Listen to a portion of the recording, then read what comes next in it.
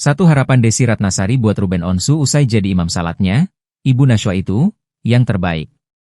Artis Desi Ratnasari mendoakan Ruben Onsu setelah viral sholat berjemaah.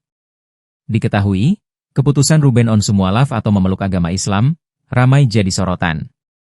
Sejumlah netizen yang berpendapat mantan suami Sarwendah ini mualaf sebagai bukti keseriusan hubungannya dengan Desi Ratnasari.